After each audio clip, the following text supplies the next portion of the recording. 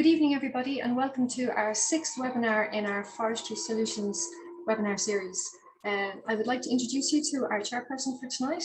It is Olive Leavy from the Westmeath Farm Forestry Group.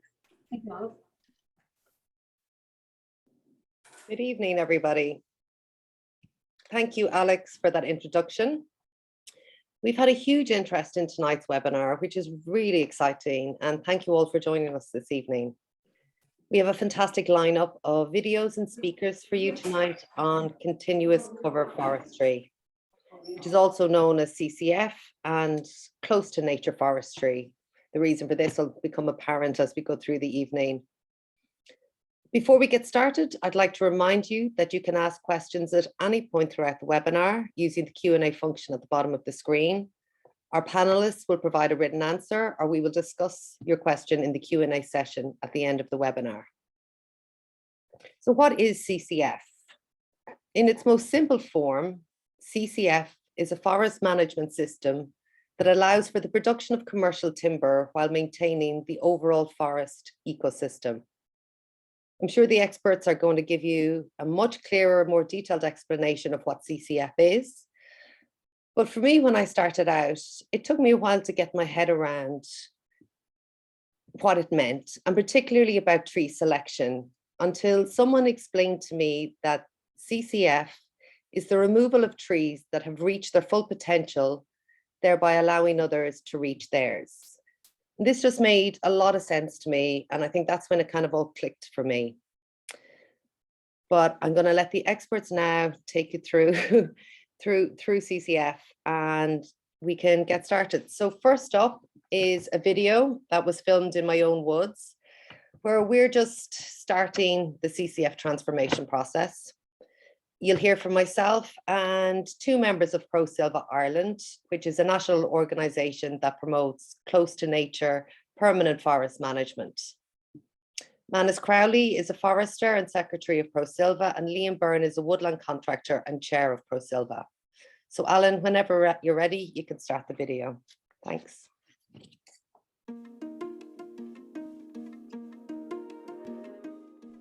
Olive Leavy moved home to Kinnegad from the UK 5 years ago, back to the family farm. I loved working on the farm with Dad, you know, absolutely, like especially this time of year, calving season. We'd always be out, I calved my first cow when I was 8. So yeah, we always had to chip in, like any rural family farm, everyone had to chip in, but I particularly loved it. The 20-hectare forestry holding was planted on an out farm when Olive was away in college. But since moving home, she has fallen in love with the plantation and stepped in to manage it full time. Yeah, and especially as a female, it was even more daunting. But I have to say, a lot of it was through the producer group, the local producer group. They were incredibly supportive and encouraging, and just really kept encouraging me to stick at it and kind of get stuck in. And I suppose the more I was here, the more I was like, sure, I can do that myself. And I learned how to use a chainsaw, and I started doing some of the thinnings. The forest, comprised mainly of Norway spruce with minor blocks of ash and sycamore, was coming up to first thinning. Olive started looking at how she was going to make a living. She started a local firewood business as an outlet for some of the thinnings. But she then began to look at how to manage the woodland in the long term, and she came across the idea of continuous cover forestry. So when I sat down and I was looking at this, absolutely, it was all about you plant, you get your grants, you thin, you clear fell, you start again. But I was sitting thinking about that going, well, that doesn't really make any sense for me, because if we were to do clear fell, we'd be clear felling this in 15 years, which would be nice to get a nice little pot of money. I hope I'm alive longer than 15 years. So when I was sitting going, what am I going to do after that? And for starters, that pot, you also then have to take out the cost of replanting, potentially dealing with pine weevil, vegetation, do you know, on this, and then there's no return then, there would be no return in the rest of my lifetime. So I'm like, what am I going to do? So that was kind of one of the first things that got me looking at what other ways can I manage this wood outside of the clear fell model. That, you know, was a big one. Another really big one that was important to me, during this time we started to see the first signs of ash dieback. So we've got 3 species here: ash, sycamore, Norway spruce. And next thing, all my ash is gone. And I was like, okay. And then I started hearing about the spruce bark beetle that's ravaging Norway spruce all across Europe. And I'm like, if that gets in here, I'm snookered. Like, that is it done. So I was like, I need to address this, and I need to address this now. So with continuous cover, it's allowing me now to start introducing new species to build the resilience within the wood as early as I possibly can. If I continue just on a clear fill model, I could lose everything way before it reaches its, its top value. So at least now I'm trying to hedge my bets. I want to introduce as many new species as I possibly can that will thrive in this area. There will always be spruce here. I love spruce forest, but producing high quality timber and achieving a good economic return is one of the top goals of CCF management, and Olive called forester Manus Crowley to help her achieve her goals. When Olive contacted me, the first thing we do is to come and carry out a site visit. The most immediate thing is the site conditions, soil conditions. Is it a peaty soil? Is it a wet soil? Is it an exposed site? Is it tall and untinned? Is pretty critical for a CCF. Sometimes people who are interested in CCF, they kind of come a little bit late, and they might present a site that's 25 years old and untinned.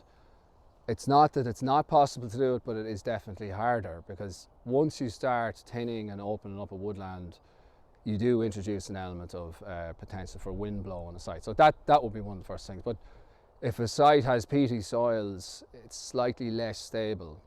You know, it's a softer material, trees are prone to rocking more over and back, so there is a greater potential for wind blow. Now, on a peaty soil, how you counteract that is you would tin earlier. Olive also joined Pro-Silva Ireland, a large organisation right across Europe that promotes CCF management. Byrne is the current chair of the group. He was hooked on CCF when he attended a field trip on continuous cover over 20 years ago and met foresters talking about habitat management and timber production in the same breath. Just listening to the enthusiasm, and his approach to forest management, and the integration of timber production and habitat enhancement and protection, I was enthralled by that.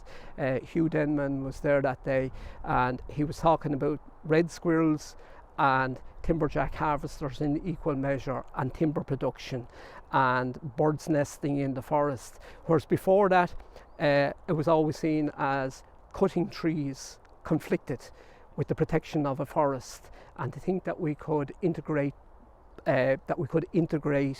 all functions into the one forest absolutely enthused me.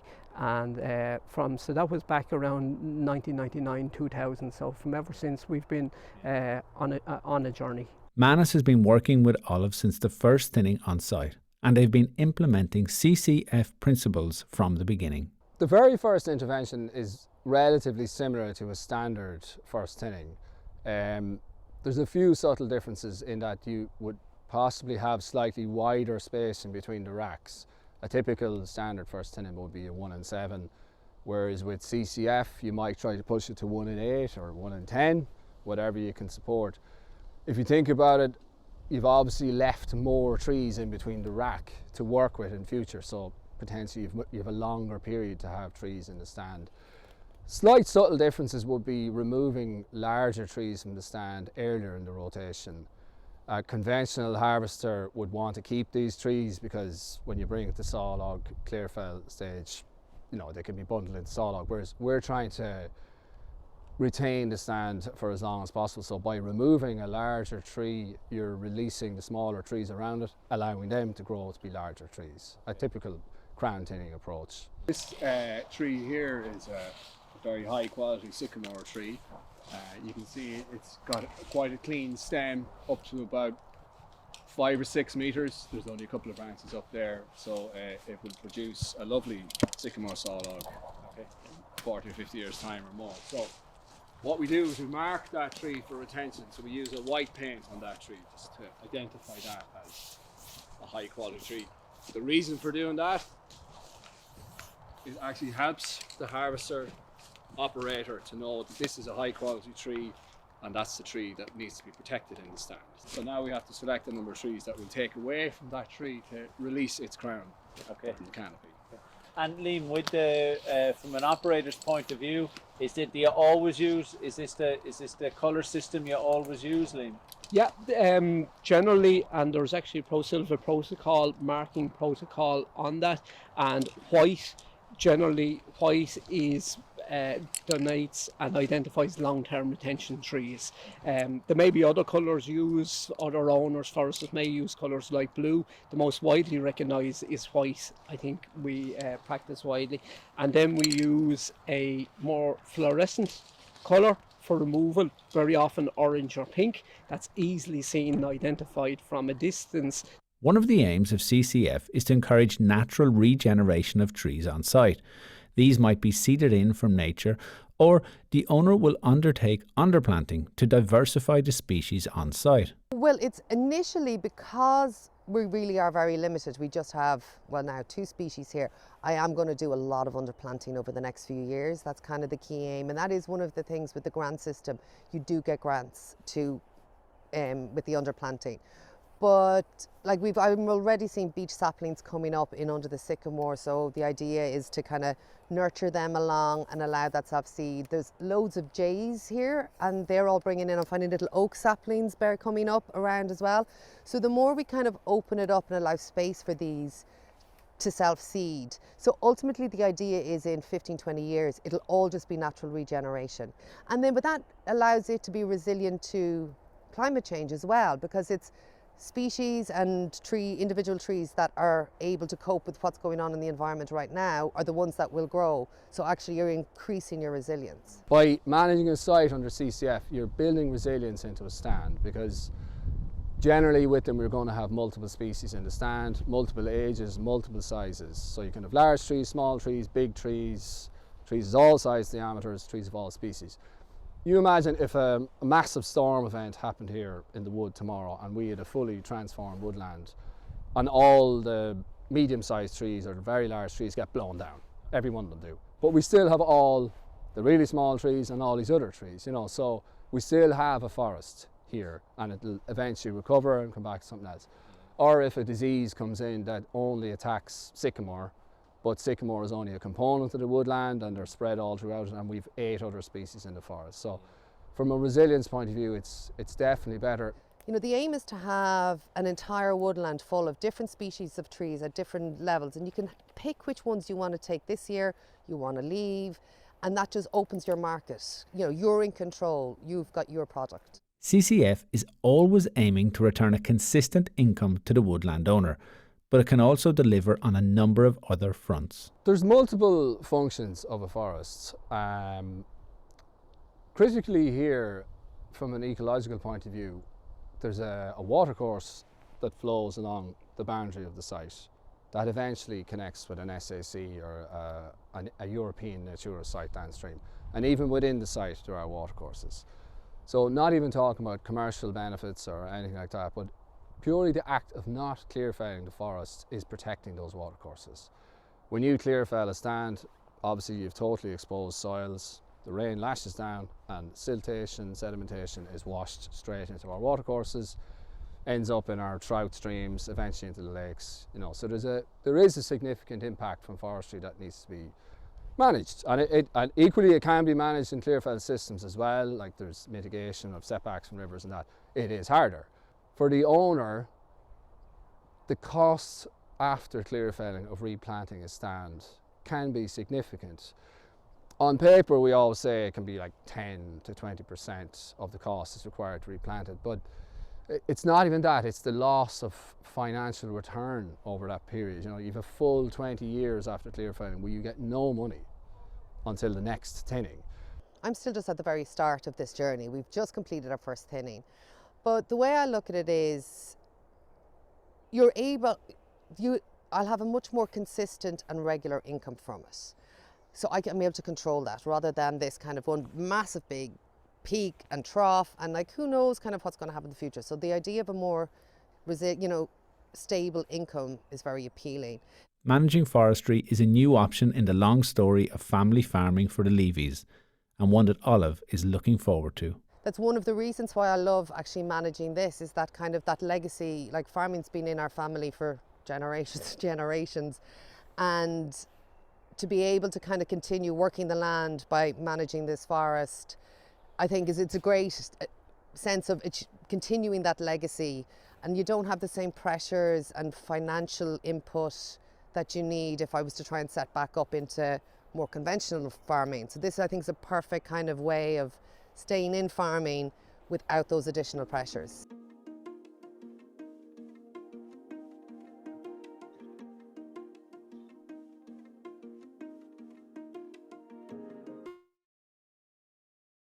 Hi, welcome back. So I hope you got something out of that video. I have to say we actually had great fun making it, and thanks to Alan and Chris from Crannóg Media for a very enjoyable day. So next up is Ted Wilson. Ted is a silviculturist, public policy advisor, educator, practitioner, and researcher. So he's worked in Canada, the UK, and Ireland for 35 years. And his research interests are in the area of tree biology, wood establishment, and silvicultural systems, especially CCF. And his current focus is on the transformation of even age plantations to a regular structure forest, just like you've seen in the video there. So Ted, over to you. Thank you very much. Thank you all. Are you able to hear me okay? Yes. Good. Now, I have a slight computer problem just starting my presentation. So I'm very anxious here. I have it all set up, but I can't. There we go. Hopefully that's it. For some reason, it's going very slow. Pardon me. Start my video. Do I press, the host has asked you to start your video? Okay.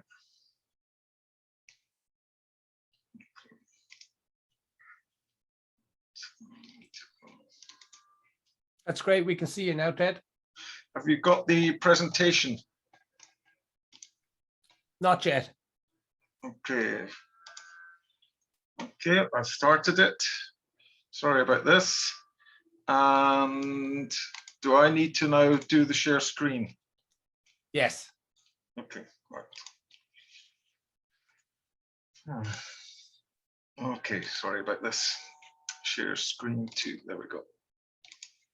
Okay, is that working now? Perfect. Thank you, sorry about that little delay there. Okay, well, thank you very much for having me. It's a great pleasure, I have to say. For all of you out there, you probably detected I'm not a native Irish person, but the last 4 years of my life in Ireland have been remarkable.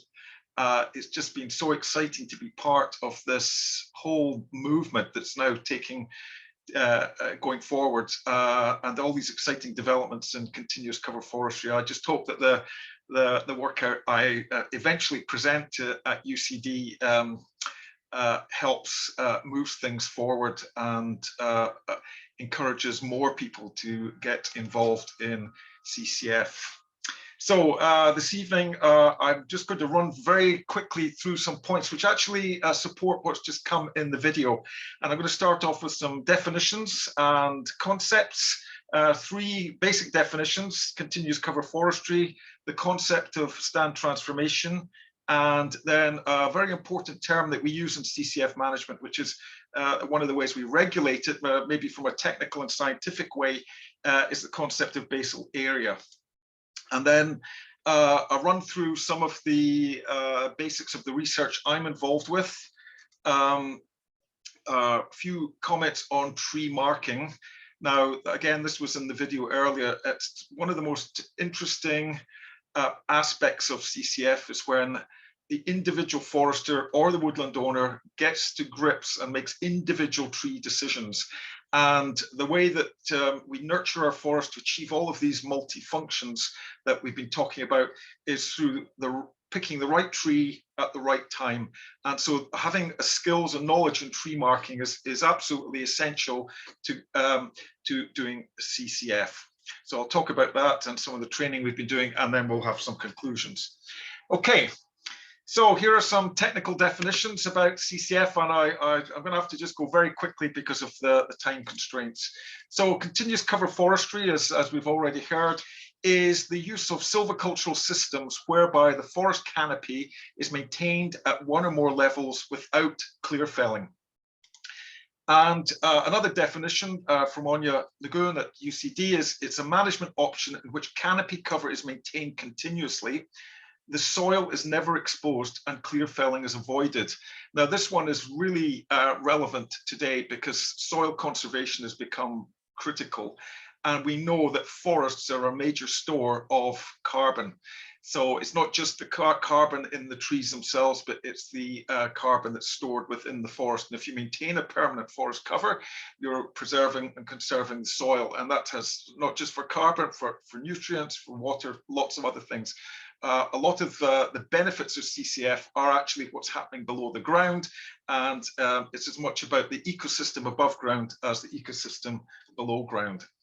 Another term for CCF is close to nature forestry, CTNF. That's more commonly used in the European literature, but it's the same. It's synonymous with what we call continuous cover forestry, and it embodies 4 principles where you're managing the forest ecosystem. You use wherever possible natural processes. That doesn't mean you can't do underplanting with appropriate species, but because there isn't seed source available for those species, but wherever possible, we use natural processes. We work within the limitations and what the site gives us, and we work with that. And wherever possible, we diversify the stand structure. Now, that's very important for the resilience of the ecosystem, but it's also important for the continuity and the economics of the system. So this is where the ecology and the economy and the environmental aspects work together, this process of stand diversification. Next point here is that without going into all the literature, it's absolutely clear that CCF, we need to enhance the resilience of our forests. CCF is one of the best ways of doing that because of this structure, because of the opportunity to bring in multiple species. It's also again, you almost don't need the research to tell you, but there's a lot of research behind it, how important CCF is for multifunctionality. And increasingly, as much as anything through the 2 years of the pandemic, people have started to appreciate the many functions that forests have, things like for recreation, well-being for wildlife, and so on. So resilience and multifunctionality go with CCF. We can do CCF on any forest type, whether it's a mixed forest, a broadleaf forest, and a conifer. It just so happens the research I'm talking about is mostly to do with Sitka spruce, which is Ireland's #1 production species. And the key promoters of continuous cover forestry are Pro-Silva Europe, which was set up in 1989 by a group of environmental foresters concerned with all the issues we're talking about. And that's extended into a federation with groups in pretty much every country across Europe. And the group in Ireland, Pro-Silva Ireland, is particularly active. And they were set up in 2000. I'd recommend anybody on this call taking part tonight to have a look at Pro-Silva Ireland. It's the best way to meet other people passionate about this and learn and develop your own skills in CCF. Really fantastic organization.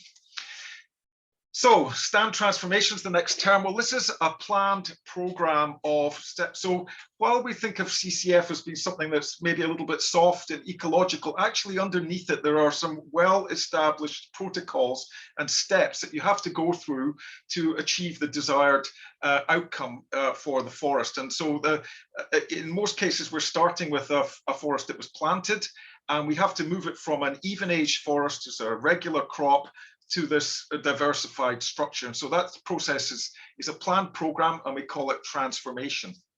And there are 4 steps in transformation. You have to follow the steps in this order. It's quite important, particularly as in Ireland, wind is our major natural disturbance, and we have to be constantly concerned about building stability into the forest as much as possible. So the first thing we do is we go for differentiation, and that's where we start a thinning of the stand in such a way that we identify and we develop the valuable elements. I'll say a little bit more about those in a minute, but in the film earlier, we touched on that. And then that helps to develop the structure, and it also crucially helps to develop stability. So an early start in differentiation is achieving two of the critical objectives of transformation. Then as we take this forward through a number of thinnings, we start to create conditions for regeneration to come in. That's partly because we've got seed trees now, we've got stable trees, and we can make slightly bigger gaps, and the ground conditions are favorable, so we get the regeneration coming in. And then the third stage, we start to develop the regeneration, so we widen the gaps and we allow more light so we release these regenerating trees, and then we reach a fourth stage, which is called structure achievement. And here we're allowing the best of the trees that are regenerating to come through as the succeeding the followers. They are the followers that are going to come on and take the place of the best trees that we're harvesting as crop trees. And that is how we get continuity into the system. Right, from a management point of view, basal areas are one of the most important terms. It's a little bit different from even age forestry, where we're really mostly interested in volume determinations, and we can assess woodlands by their growth rates and volumes. In CCF, we like to use this term basal area. It's a very important parameter for quantifying a forest stand. And in case folks are not familiar with the idea of basal area, at its elemental level, a basal area of an individual tree is the cross-sectional area of a tree at breast height. And that's easily calculated by determining the diameter at breast height of a tree. That's just a normal measurement. We just take the DBH and then we calculate the cross-sectional area. For a stand, in terms of doing things such as inventory and trying to assess basal area in your forest, you would have a forest plot, which would have a fixed area, perhaps, and within that you would take the DBH of all the trees in the plot and 1.3 meters and sum them up. So the stand basal area is the sum of the basal area of all living trees in a stand, and we express that in meters squared per hectare. And it's seen as a summary of the number and size of trees in a stand. Is correlated with the competition processes that are going on and the density relationships within the stand. And we also use this term, a measure of basal area, to manage natural regeneration processes. So how does it all go together? And how do we put some theory here to the process of transformation? Well, here I've created a conceptual model. It's a graph with basal area going up the y-axis, and along the x-axis we have woodland age from the time of planting. So I'm showing a basal area from 0 to 50, so that would be very high basal area, and I'm showing an age from 0 to 50. And the red line here is the stand itself. That's our even age planted crop. So it was planted at year 0, and it takes a number of years before the trees get tall enough so they can be measured. And very rapidly, the basal area increases as the stands close in, the trees close in, the canopy closes, and we get the crown rising up. And then we get this dark understory that everybody knows when you look in an even age plantation. Now, Manus very nicely led me into this, because the critical thing is with transformation is you start thinning early. And so what I'm showing here is the basal area rocketing up to around 45, and then you do your first thinning, which would be your 1 in 7, 1 in 8, 1 in 9 line thinning. So you're taking out perhaps 30% of the basal area. And then you've got the ingrowth, because the trees continue to grow, and the basal area starts to creep up again quite quickly. And so in order to control the basal area, you have to keep going on cycles of thinning. And so the forest itself keeps giving you the volume. You're harvesting the increment from the forest. And of course, all along, the trees themselves are getting bigger. Now, the importance of this concept of basal area is that we want natural regeneration. And from the late 30s, and particularly from in the mid 30s age, a Sitka spruce stand, as I'm illustrating here, will start to produce quite a lot of seed. So we want to have the basal area in the right situation. So when seed is being produced, we're going to start to get the natural regeneration taking place. And we know from research that the optimum range for natural regeneration is between a basal area of about 25 and 35. We can get germination happening from 30 to 35, and we can get seedling development when we take the basal area lower down. And so what I'm illustrating here is thinning interventions, the growth response after thinning, and that continues on thinning cycles. And we have a threshold for establishment and the threshold for sustained growth. And so we wanted to work within that zone. We've got seed production coming along. And as a result of all that, if we've got the forest in the right condition, we'll get regeneration coming in. And that's your succeeding generation of trees, which will replace the first stand that was initially planted. And that is how we achieve the transformation. So stand transformation is basically a process of thinning with purpose. And we maintain a continuous production, but we sustain and preserve the forest ecosystem. So here we have germinants. This is in one of our research plots. It was very, very exciting to know that we were in the right zone with our basal areas, and we're starting to see germinants coming in. These are our babies, and this is this is what we want to see in silviculture. We know that the system, the process is working. This is one of the research plots in Wicklow. And then if we've got the basal area and the light levels right, those germinants will start to develop and grow into seedlings. And the process of recruitment will continue over quite quickly, actually, as the seed starts to come into the site. And this illustration here, which is Knockrat's forest in County Wicklow again, you're seeing actually it's not just the crop tree that was Douglas fir, it's other species that are coming into the site. So we're getting this diversity in terms of structure and species coming into the forest, thanks to the control of the light. And the other thing that we're doing is building stability in to our very best trees, because as they're given gradually more space, they allocate growth resources so that they become more stable. They put more into roots and structural roots, and they have a stiffer stem. And so we're achieving quite a lot of things by this gradual process of transformation.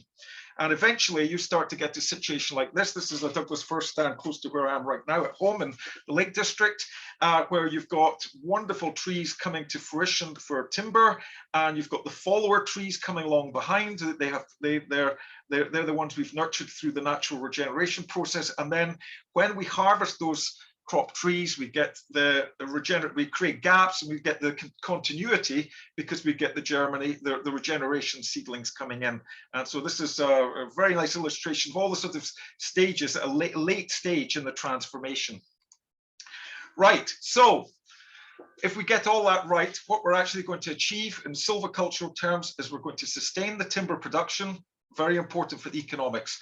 We're going to promote timber quality, because every time we have an intervention, it's an opportunity for the tree marker to reassess where the quality is in the stand and pick the best tree at the right time. So you can optimize your economics by getting the best quality trees at the right time. We're going to transform the structure, and I've talked about how we do that by understanding basal area.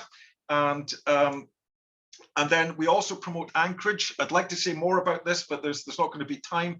But we understand the dynamics of stability quite well from research around Europe and here in Ireland.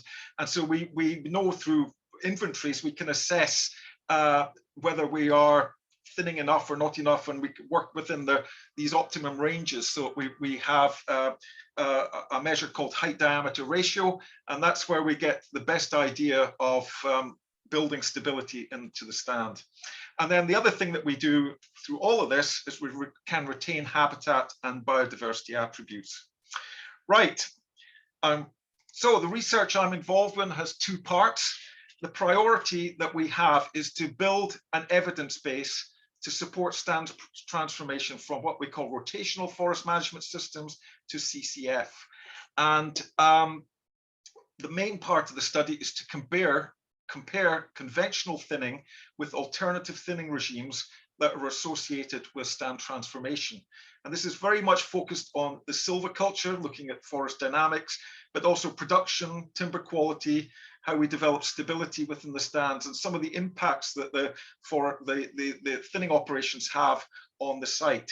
And that's actually a program of research that started in 2010 as the LIST project. It's rolled on to phase 2 where I've been involved, and there's going to be another phase for coming on later this year when I finish and hand on. So it's a long-term study that's going to continue on. And the second thing we're very interested in is the development of appropriate training methods, so that as many foresters and woodland owners can really embrace this approach and be confident in their skills, develop a toolkit so they can go into the woods and mark trees appropriately so that we achieve the production and the quality and all of the other things that we want through transformation. So the key study has 2 sites, one in Laois and one in County Wicklow. One's in a Quilcha woodland, the other one is in a private woodland. And the study is the same on each site, but the sites themselves are different. So we're comparing an upper, wetter site with a more sheltered, more stable site. So we're looking at that. And we have 3 thinning regimes, the low, which is the conventional system in Ireland, and we're using 2 alternatives, two variations, sort of a traditional crown thinning and another thinning regime called graduated density thinning, which is a variation on the theme of crown thinning. I'm not going to say any more about that tonight. So that's where the study's set up, and that's what I'm bringing forward over the course of the next few months. So you'll start to see results from some of this work. So very, very quickly, what is the difference between low thinning and crown thinning? Well, what I've got in this diagram here is a cartoon, really, is just a plot. And you see there's an unthinned plot, there's a low thinning plot, and there's a crown thinning plot. And I'm suggesting that there's 4 size classes of trees. And in silviculture, that diversity in the size classes of trees is our entree into CCF. That's what we want to work with to nurture these stands. So in a low thinning situation, down here you've got the stand structure. So it's normally like a bell distribution. So there's a proportion of small trees, some large trees, and then the bulk of the trees are the average ones sort of in the middle. And we have to thin, because if we didn't thin, you'd have a lot of mortality and you'd have very spindly trees developing. So thinning's always been important for forest stand development.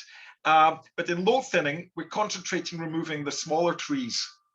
And we often say we're taking the weeds and the wolves. And in even-aged systems, we like to do that because it only makes a small gap in the canopy, and you maintain your maximum production across the whole stand. But in CCF transformation, where we're looking at crown thinning, as Manus said in his video segment, we're actually looking for the slightly larger than average trees. We're wanting to, but we've got to pick the right ones. We take them out so we create the space for our desired best quality trees to grow into, and also create a more gappy structure in the canopy so that light can reach the forest floor. So you can see there's a sort of basic difference between low thinning and even-aged forestry and crown thinning that we apply for CCF. Right, so this is the sort of trees that you might consider removing in a low thinning, very much focused on the poor quality, taking out the small trees that are damaged. The one on the bottom left is a tree that's lost its stability, and you can see the silt coming out because it's wiggling around on a wet soil. Trees with very bad form and heavy branching. These are the trees that you want to take out. And so say in low thinning, we normally focusing on we call it a negative marking. We take out, or the machine would take out the weeds and the wolves. And then in CCF marking, what we're doing is it's slightly twisted round the other way. We are getting our eye into the quality trees. Now, I just call these Q trees for quality. And you look for trees that are straight, stemmed, light branches, healthy crowns, nice rooting, buttress roots going all around, trees that look as if they're going to be able to stand up and achieve the target size. And also, they're going to benefit from space so that they can bulk up and become a high value saw log. And so we call these Q trees. And then what we do to focus on them, the white marks are put on, as mentioned earlier, and we remove poorer quality trees that compete with them to give them more space. So you can see here, actually there's 1, 2, 3, 4. They just show up in the stand wherever they show up. And sometimes they're clumped, sometimes they're more distant. And what you do is you just gradually take away trees that compete. You don't want to take too many away all at once. You just do it from each thinning, and you've got time. You take away a small number of trees. And then elsewhere in the stand, yes, you might take out some of the poor quality trees. We call those the biggest, baddest trees. But the essence of the transformation is identify the best quality trees and work with them, give them the space so that they can grow, be stable, have healthy crowns, and then bulk up to give you that high quality timber and that value added as they reach maturity. So this is what a crown thinning plot looks like.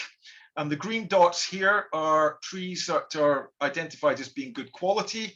And the red dots are the ones, this is at the third thinning intervention, are the ones that have been marked for removal. And you can see in most cases, there's 1 or 2 trees marked for removal in close proximity to one of our good quality trees. So we call that a positive selection is for the quality trees, and a negative selection is removing the trees that are poorer quality and interfering with the growth of our favored individuals.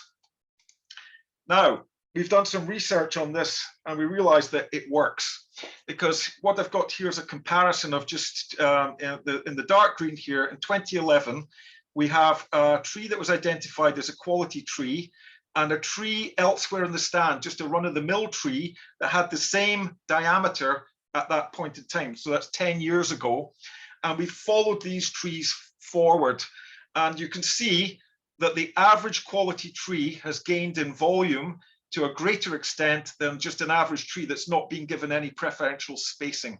So by giving these quality trees more space, they are actually concentrating growth increment. That's where the value added comes in to the whole process of CCF transformation.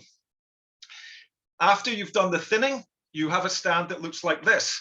You can see the gaps, which are somewhat irregular, and you can see the green dots. Those are the ones that are the quality trees that are somewhat more spaced, whereas in the center there, you can see there are also some clumps where there's been very light thinning. So we call that the matrix of the stand, and then we call where they've got a green dot, we call that the neighborhood of our quality trees.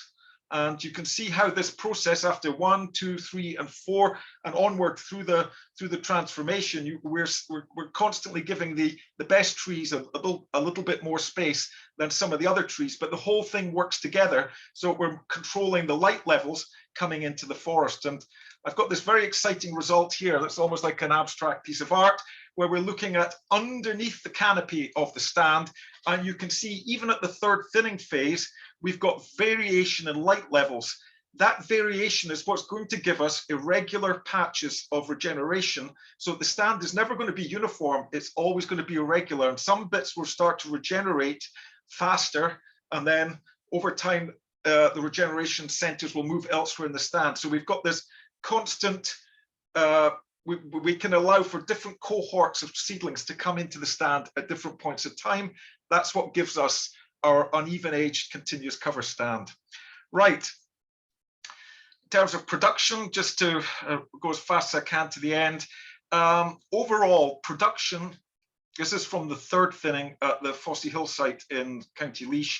We got between 50 and 60 cubic meters. It was actually a very light thinning, and we got between 50 and 60 cubic meters of volume out on a per hectare basis from the thinning process.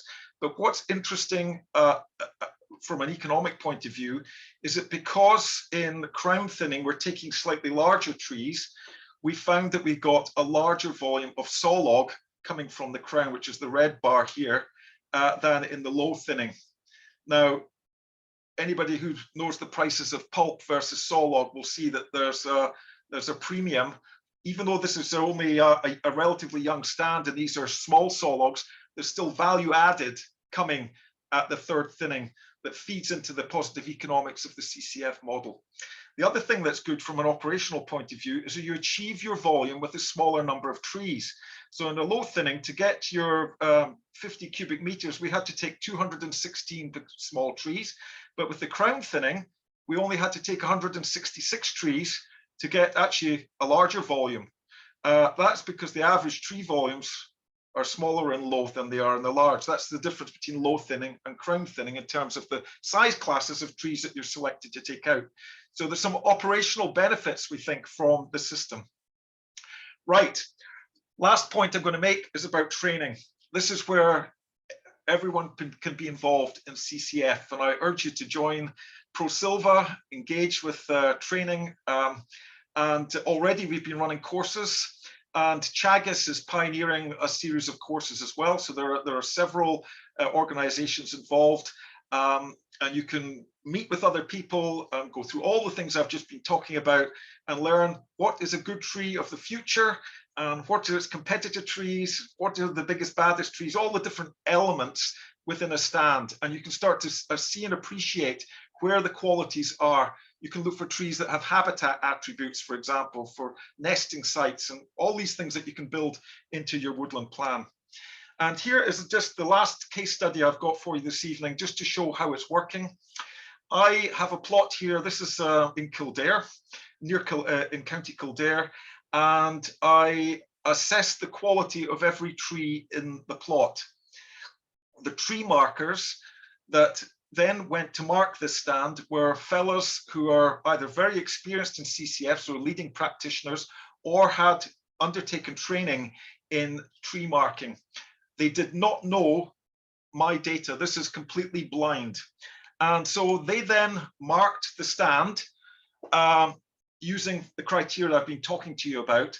They did not know which trees I had selected as the best quality trees. So what I've got on this diagram here is I've just selected the best quality trees are the ones that I scored independently. They're the ones in green, and the trees that the tree markers marked are the ones in red. Now, when I did my data, over 60% of the trees that were marked for removal were trees that were helping and benefiting the quality trees. And how does that spin out into improving the stand? Well, here we have proof that they did a crown thinning. The red shows the trees that were marked for removal, and they're the larger size classes, so they did a crown thinning. The other thing that was fantastic, again, completely independent of my data, because they'd come on the training, they knew what to look for, and they marked out all 80% of the trees they marked were poor quality trees. And overall, they shifted the quality of trees in the stand. Now, this is just one thinning, so you can imagine through successive thinnings, repeating this process, you are all the time moving forward to maintain the forest, increase the diversity of that forest, but also improving the quality of the trees. So when the trees get to their target size to go to a sawmill, you have top quality material in the stand. So just as a result of that one thinning, they improved the proportion of A and B trees by about 5% and C trees by about 5%. So overall, 10% improvement in the A, B, C classes, which are all capable of giving you sawlog and pallet material. So we're continuing this work. This is at Dunrun Hill in County Wicklow. This is a stand I've written a paper on with a report, I should say, with Rainer Wirtz and Liam Byrne. This is a fascinating example of how all these elements are coming together. This is an interesting forest because it's about 40 years old. It's been thinned in many cases 4 or 5 times. There's been a very nice program of management going on now, a very adaptive and responsive one, and we're starting to see natural regeneration coming in quite densely into the stand. So we know that the system and the theory that I've been trying to explain has some reality, some foundation in reality. And this bottom left-hand picture here, I've got an exclosure. I haven't mentioned deer, but that's the elephant in the room, so to speak. We're doing some work there, trying to look at the impact of deer on the regeneration. Right, so to finish, CCF is one of the most important strategies promoting forest resilience. Crown and graduated density thinning are being studied as potential pathways for stand transformation. Current research is focusing on stand structure, timber production, quality. Knowledge transfer and training are key elements to the success of CCF. They give practitioners, foresters, woodland owners a silvicultural toolkit to go into this. there's a vital role for the forestry community, especially Pro-Silva Ireland, as a group that exchanges ideas and facilitates the training. And continuing research, of course, is essential for this field as it emerges, and we adapt the principles for Ireland. So the work's going forward looking at site, operations, regeneration, timber quality. There's a number of opportunities for people to get involved, but it's a very exciting time for silviculture in Ireland. So with that, I want to acknowledge all the people who've helped, my supervisory team, woodland owners I've worked with, funders, and then the many facilitators and technical assistants who've got involved. The one thing about forestry is it is a community. It's a wonderful community, and we couldn't be doing this work without collaboration and partnership from many, many people who are passionate about enhancing resilience and the value of our forests. So thank you very much. Thank you, Ted, for that great talk. I don't know if my video, if you can see me, I'll continue anyway. That was really. Did I go too long? Sorry if I went too long. Yeah, we're running a little behind, but we are getting lots of questions in, so we really do want to have the Q&A, so we might just run over the 8 p.m. cutoff time. But next up is a short video from Clogher in County Wicklow in the forest of Lucy Tottenham. It's one of the most advanced CCF forests in Ireland. And as you'll hear from Liam Byrne, it's got great progress of regeneration and transformation going on, and it's a really beautiful site. So I'll let you play the video, Alan. Thanks.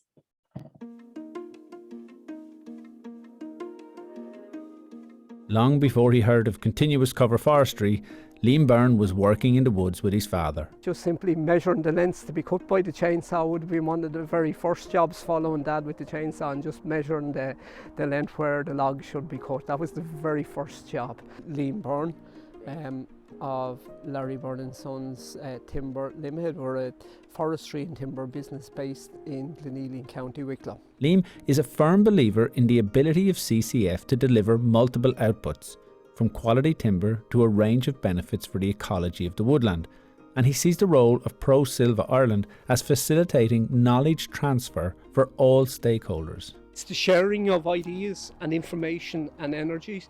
It's not so much about dictating to people, but it's actually just opportunity to share and people's enthusiasm for their forests and their techniques and their practices, and that's a wonderful thing, and it's a great thing to be involved in. Yeah. And I always say our field days, I prefer to think of them as having a conversation in the forest, rather than dictating to how to manage your forest, because we learn a lot from owners.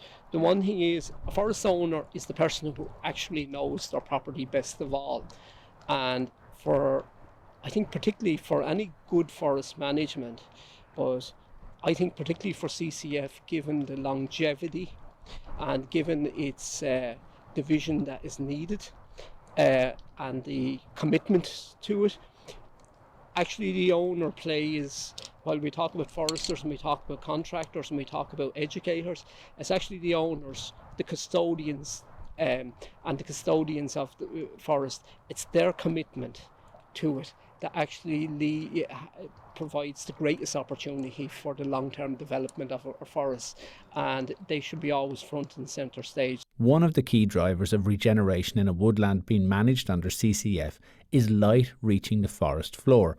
In clearfell management, foresters talk about yields and volume of timber, but in CCF you measure the basal area of a stand to assess how the stand is performing. Came up with the term basal area, which is the square metre of timber per hectare at breast height. And they actually made the connection that had actually the connection of light in the forest rather than volume of timber. And really, for us to enable a forest to develop a new structure and develop naturally, we have to while reducing the volume of timber, introduce light into the forest and onto the forest floor. So that's where the term originates. It's quite a technical term, basal area, but where our role is to maintain that in it. But if we think of a Sitka spruce forest, most Sitka spruce forests we approach at first or second thinning stage, conventional, would have a basal area of 50 or in excess of 50, where actually for a spruce forest it needs to be somewhere between 32 and 25. So we have to bring that basal area down gradually, and that's what we do through a thinning process. Liam has worked with enough woodland owners to know that harvesting time is an exciting time, and the practice of marking trees makes a solid connection between that act and the day the harvester turns up. The one thing that excites everybody in forests is the harvest operation. Number one, because it's activity. People sometimes they're waiting 20 years looking into a field of plants, and then they're looking into dense thicket of branches. Then we come for the opportunity of, if we want to call it, action in the forest, but also the opportunity, the very important opportunity to provide income. But what I find is, particularly in today's world with much compliance, we spend a lot of time making plans and planning for a forest, both to comply with felon licence and also management structures, so putting into a lot of detail into management plans so the forest is managed properly. But marking is the one thing that actually links the aspirations of the forest with the practice. So when the forester, the owner, the contractor, they're walking the forest, they're marking it. Number one, they're informing themselves of the forest, they're educating themselves about it, and they're assessing it, which every land manager should do no matter what the practice. But then that marking gives direction to the operation. So I think it's a great way of linking the management aspirations with the practice in the forest. Most of the forests we are used to seeing in Ireland are monocultures that have been set up to follow a clear-fell system. Liam wanted to bring us to Clora near Ashford in Wicklow to give us a glimpse of what a CCF forest might look like in 80 or 90 years.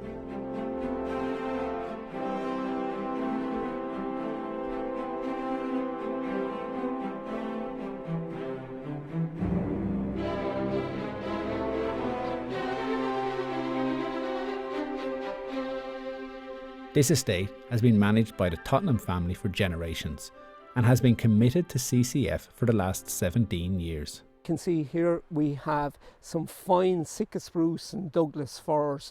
We're in a part of the forest that is predominantly conifers, but equally any individual broadleaves or trees of diverse interest we have, it's important to maintain them from the point of view of diversity. And we can see there's a birch tree there that may not present very much from the point of view of timber value, but is very important from the point of view of diversity of habitat, but also soil enrichment. The broadleaves help condition the soils better, and to have that mix in the conifers. Even among these high quality softwood timber trees, CCF recognises the need to retain this birch tree for its biodiversity value, and the woods here at Clora give us a glimpse of what all our young plantations can aspire to be. Every forest is an opportunity, and every forest is a blank canvas, and the forests we're looking at here, they're just older, that's all, and they're retained for longer. There is no difference than in Olives forest we were in earlier. These started out as planted with conifers. They may have been lucky enough to have some old elements of woodland, old woodland characteristics, which is always a benefit, but by and large these have been conifer plantations, and look at what we've got. So all those plantations, and very often they're looked at as bland monocultures, but they are, I see them as a blank canvas to develop a long-term retention forests of great, with great resilience, and it's very important that we build resilience into them, build timber quality into them, provide opportunities for recreation, for tourism, but also for protection of our soils and of our water, and to enhance our ecosystems and habitats out there. That's what I see when I see those forests. Also opportunities for rural communities to generate economies through sawmilling, through furniture making or whatever, and that's where bring that back, another important element is the growing of quality timber, and also of our minor and diverse species, of our hardwoods, of our broadleaves and minor conifers, that we put interest in them. So at the moment we have a very successful Sitka spruce industry, and we need to maintain that, and that's very important. But equally we want to develop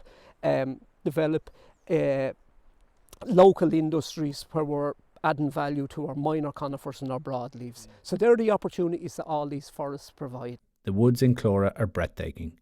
The outputs are many, and for forest owners around the country, Liam says there is a guiding principle that they should all remember. The forest that pays is the forest that stays. So if we can make these forests economic, we can keep them resilient, they can remain as forests. And that's very important. People build their livelihoods into them, they build their families into them, recreation opportunities both for owners and families, and they have their family walks, they have their horse trekking, they have their birthday parties even in the forests, and then they can become, even in time for some people, they can become economic opportunities. All this is about building and developing a strong forest woodland culture, and an appreciation of wood is also a very important aspect of that, and of wood as a raw material.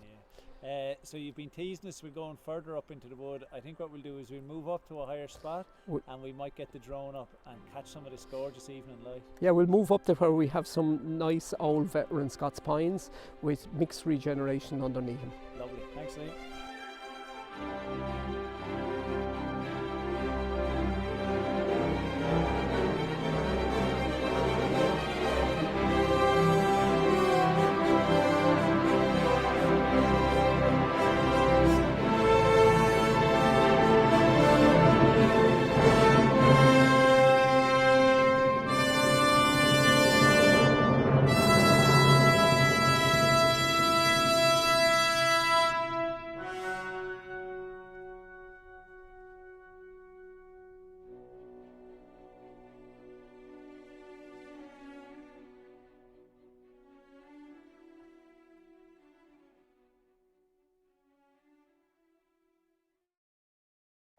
Welcome back. What a beautiful video.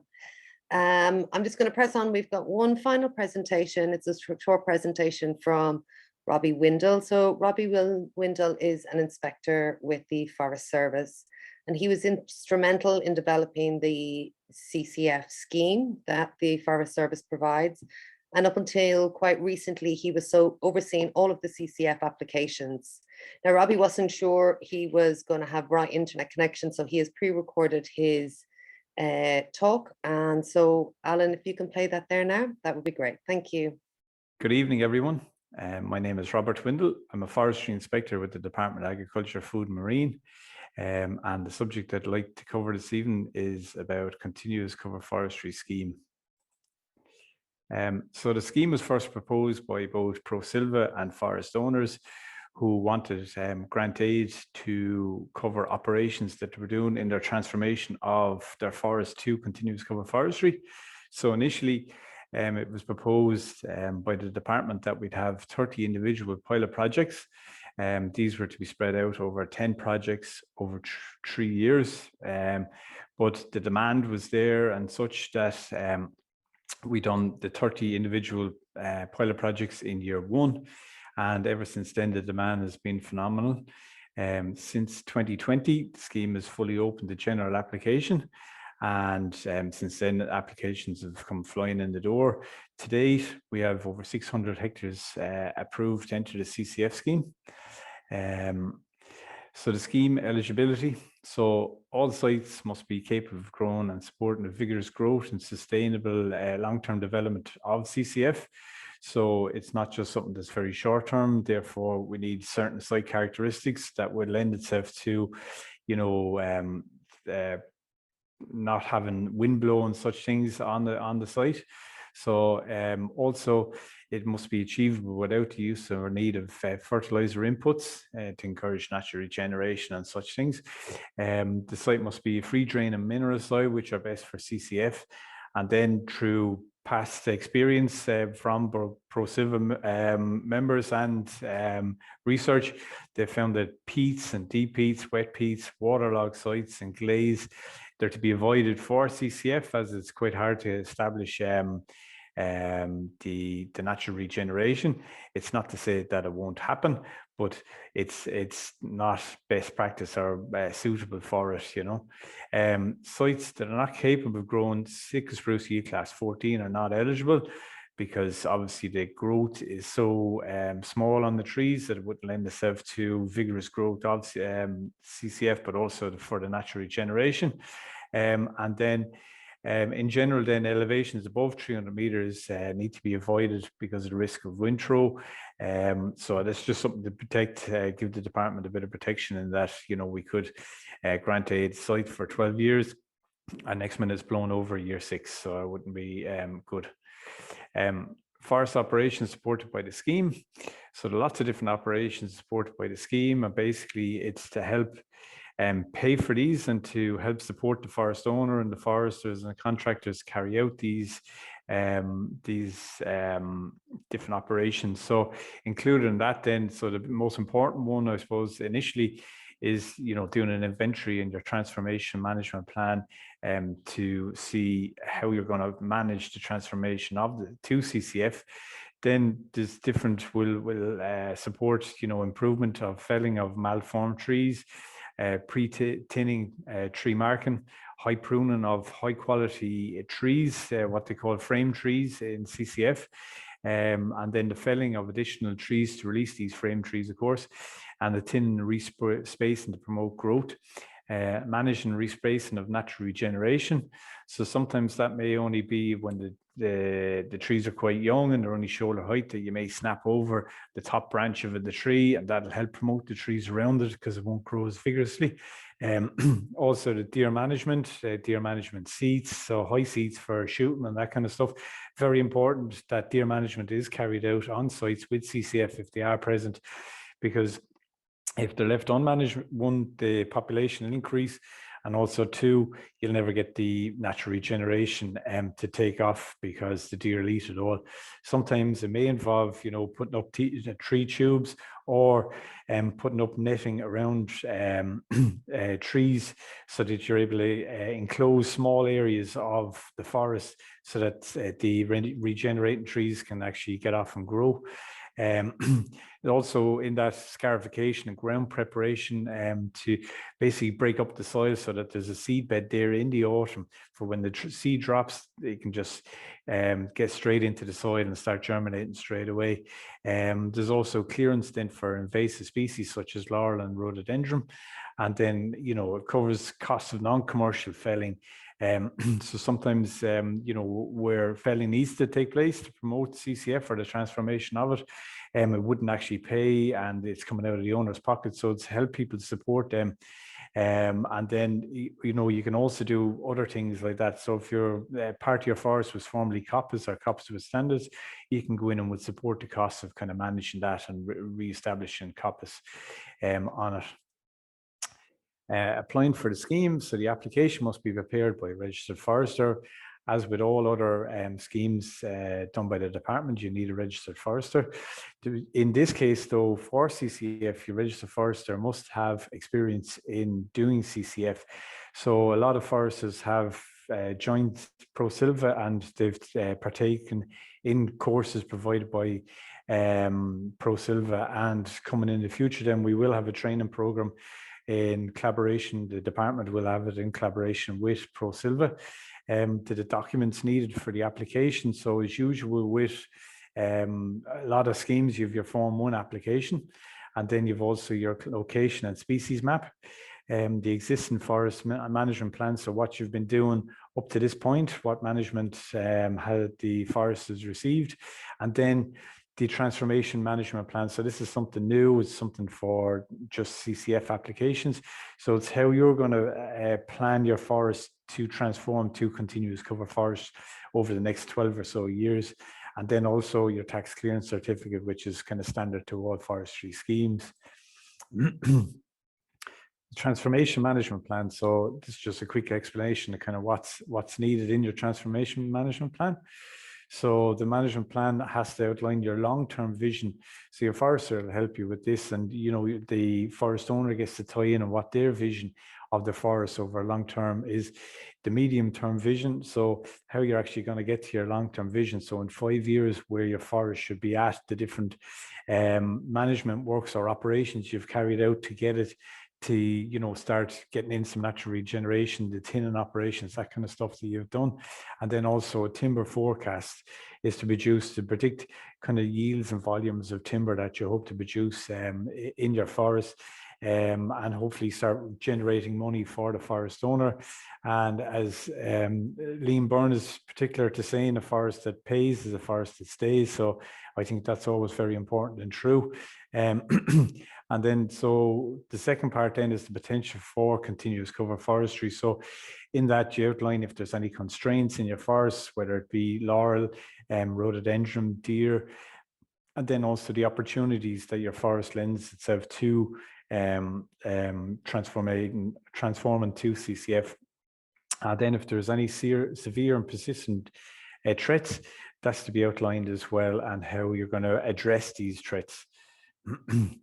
In the action plan then for this, there's a separate one for deer management plan. So if you're in a kind of bit of a deer hotspot, you can outline your deer management plan, how you're going to manage the deer throughout the year on your property, and also how you're going to protect maybe the regeneration of new trees.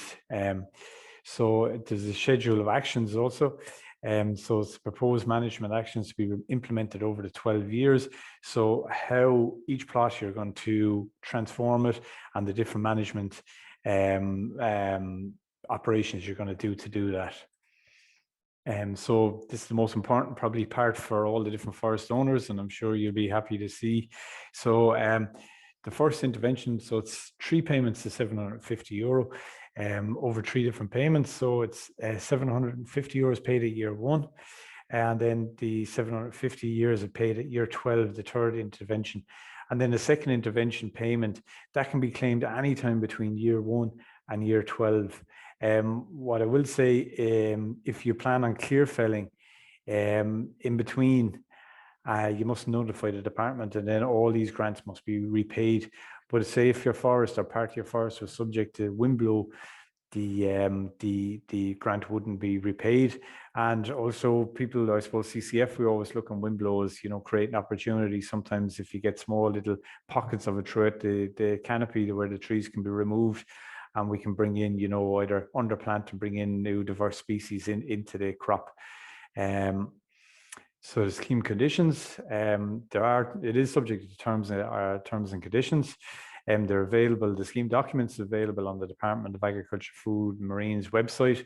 And if you have any further questions in relation to your own forest and the terms and conditions, you could always give me a ring or email me at robert.windle@agriculture.gov.ie. And then mainly then the big one is it's subject to the Forestry Act 2014, which basically means that before you go felling any trees, make sure you have a felling license. You need a valid felling license before you fell any trees in relation to this scheme. That's basically it. I'd like to thank you for your attention, and looking forward to any of your questions then in the chat or at the panel at the end of it. Thank you very much. Thanks, Robbie. It's a great overview of the scheme and the supports that are available there for forest owners. So I appreciate that we are gone over time, but we've had an awful lot of questions, and fair play to the panel who have been typing away, trying to answer as many as possible. But if I would like to just put a couple of questions quickly to the panel in a Q&A session before we finish up. So if we can get everyone on screen. I see Robbie, Manus. Anyway, I'm going to start. So I want to start with a question about money, because this is the topic everybody wants to know about and no one wants to talk about. So looking at I suppose the finances, and what I was thinking of, like, how does kind of later thinnings of a CCF forest compare to, say, a third thinning, like a thinning just before clear fell on a conventional system? Because I think people know the kind of money you're talking about at that point. So how does CCF thinnings, the income of that, when you consider the overheads and all that. So actually, Liam, I'm going to give this to you because as a contractor, I know this is something you encounter, you deal with on a daily basis. Yeah, well, thank you. Thanks, Olive. Just to say, from the contracting point of view, we've had some questions there. Contracting costs, very often we go, the most expensive contracting costs are at first thinning stage, regardless of, and there's very little difference from an operational point of view of first innings, whether it's conventional or whether it's CCF. As it gets on, it actually becomes quite optimum in CCF harvesting because we're trying to approach prickly and sick spruce target trees, which are generally, once it comes to the second thinning stage, we're generally harvesting trees which are larger than the average second thinning stage and the third and at the third intervention. And by the time we get to the fourth, we have to think of it, we're harvesting, our aim is to harvest sawlog. And that's where the economics stack up and starts to become profitable for CCF because we're reducing the element. The most costly harvest is pulpwood because the harvest costs are the same, even higher in my experience for pulpwood, and it's to come down. And even we had in the chat window there about chainsaws. Chainsaw harvesting generally only comes in some direction of felling when the trees are of good value. So the aim is that where the economics come into it, that we are harvesting sawlog. So if we can think of it, we all know that sawlog, typically we would have seen the likes of forest when we're having a selection harvest at the likes of chloral forests or more advanced forests, 90% of our harvest is sawlog.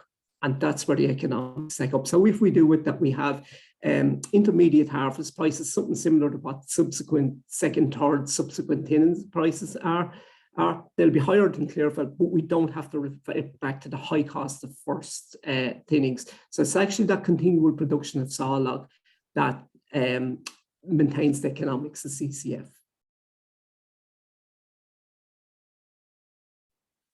Unmute. Anyone else like to chip in on that? Or, I mean, I think that's a pretty good answer. Okay. I would just add in that the research is supporting what Liam's just saying.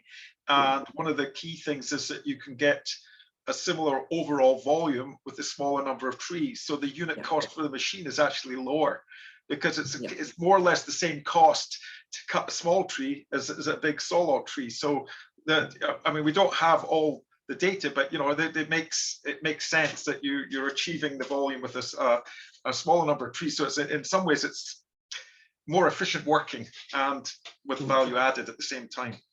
Yeah, and by the time, just to emphasize for people there, by the time we're at later stage in transformation, we need directional felling with chainsaws, which very often hybrid systems just complementing mechanical harvesting is that we're producing good quality timber.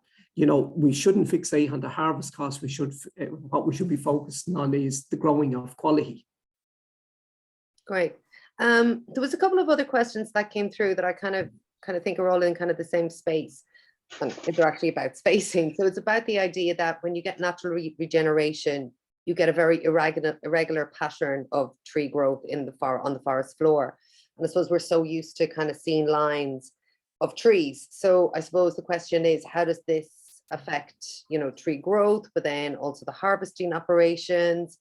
Maybe Manus, I know you answered this kind of online already, but maybe you want to kick off a little bit of discussion just around, you know, how regeneration, you know, about the irregular spacing with regeneration and underplanting. Yeah, I think it's important for people to realize that the stand is being harvested irregularly also. So you have to stop thinking about a conventional system where all the trees are harvested at clearfell at the exact same time, and then 1 year later, they're all replanted at the same time. So in a CCF system, we want this to be the system to persist forever, effectively, you know. So you don't actually want loads of regeneration happening at the same time, because effectively then the regeneration is all going to be the same age again. So you're just repeating the process of creating an even age stand.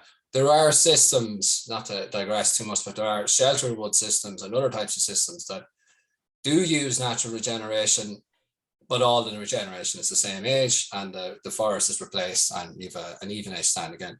Continuous cover isn't really like that. It's, you want pockets of regeneration occurring somewhere else, very large trees somewhere else in the forest, medium trees somewhere else. So it's more like the word is cones of regeneration occur as gaps are created in the forest.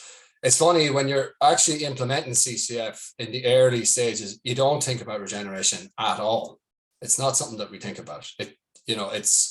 But it's a common question that everybody asks because they think that's what we're thinking about, if you know what I mean. But it just happens after a while, and like what Liam said in his talk earlier about once the basal area is reduced to a certain level and there's sufficient light, the regeneration will occur. I tend to stand there, or marked a stand for man a few years ago, and I was amazed at the response of just tiny little seedlings. After a second tin intervention, 25-year-old stand, millions of little seedlings appearing. Now they may have, they just appeared in response to the light being created. So it's an irregular occurrence of regeneration throughout. Right. Yeah. So basically, we're just trying to build a mosaic of, and just then let nature do its thing. I'm just going to have just one final question that I'd like to put to the panel. And this question that came in, and Manus, you did answer it, but I want to ask the others. So what, if you could list or name one significant challenge you encountered in converting to with CCF, and one piece of advice you would give on someone considering switching to CCF management. So Manus, you put down, you said deer control as a significant challenge, and the advice is don't leave it too late. So would some of the others like to give their pieces of advice? We'll just have to back that one up, Olive. I think the greatest challenge to any attempts to diversify our forests, which I think is broadly is agreed with what national policy and the public and even forest owners want, is to diversify from monoculture. Deer presents the greatest challenge. So we have to have local action at local level, local landowners, whether they're trying to protect small areas, regeneration, whether they're doing enrichment planting, or whether they're doing small group fencing, and culling their deer locally. But we also need a national policy to assist with what I call broadly the diversification, introduction of broadleaves, everything, because it's not financially sustainable to continue to fence and tube and protect all our diverse species. That's the one thing I'd say. And after that, just advice I'd have: go practice. Don't be afraid. Go practice. Ted? Yeah, I've said my piece. I think two things would be quality. Always focus on quality, because that's where, and that's not just for the timber, it's the other values of your forest as well. But through quality, you get the payback. And the other thing is not to force the system.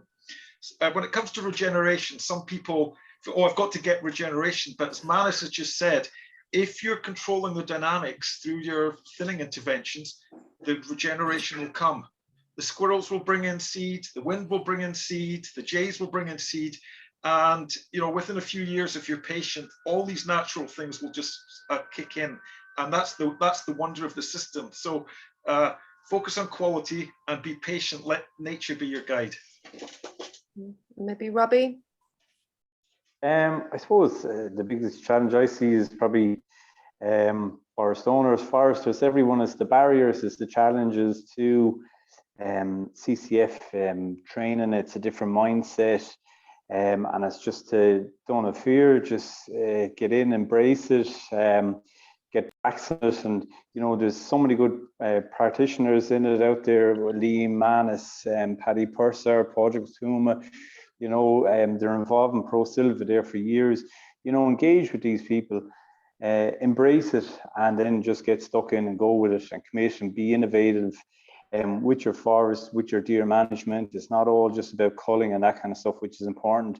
You see there from the shot earlier there that Ted had the temporary kind of structures that you can erect. I was out in that forest there inspecting this, inspecting the Form 2 application, and behind that netting, that enclosure, there was literally thousands of seedlings in there. And just because the deer weren't able to get in there and browse it, they just took off. And you know, where that Rainer Wirtz is managing that forest, and a little bit of innovation. And as Manus was describing earlier, you have that little cone effect there. So once stem trees take off, you can move on that enclosure, reusable, recyclable, which is great. But it's just for the forest owners not to have fear. And if you haven't, you know, gotten into continuous cover forestry, to give it a serious think, engage with people that are practicing in it, and maybe take the big leap and jump in yourself. Thanks very much. And I think actually, Robbie, that would be my advice, is just spend time in your woods, begin to appreciate the beauty that is there in even just the tiniest detail. And then you will want to just preserve it and develop it. But that was my case. So absolutely, because a lot of forest owners, you know, you love your woods and that kind of stuff, and you like spending time in it. And you know, it comes up to the stage there, and you're thinking, God, all right, I have one more tin, and will I clear fell? When I clear fell, and you're looking at timber price and this and that. And you kind of go, well, if I can actually preserve it and, you know, use it as a cash cow so that you're making a little bit of money, you're not getting a huge big payout that you're getting maybe that a clearfell may have. But, you know, it could be the difference between maybe upgrading the car every 3 or 4 years, and you know, or your wife or you may be fancy a new kitchen or something like that, or do the bathroom. But it's you know, and just use your forest as a cash cow. And like that, someone said earlier that, you know, you said it, Olive, you know, you clear fell it, and it's not in your lifetime, so you know that you get to clear fell it again and see the money again, that kind of stuff. Whereas through this system, you're continually making a bit of money. Then you're also preserving your forest, the habitats, the ecosystems, the water protection that goes with it, and you're feeding good quality water into, you know, river catchments and that kind of stuff. So the benefits are astronomical and that kind of stuff. But it's just maybe sometimes a brave decision to do something that's not what would be conventional or was conventional before, you know. Okay, we're going to have to leave it there. Thank you all so much for, I think, just a fantastic webinar. And I also want to thank Alex, Chris and Alan from Crannóg Media, who have just done a superb job in setting up the webinars and doing the films. So thank you all very much for your attendance, and good evening. Good evening. Well done.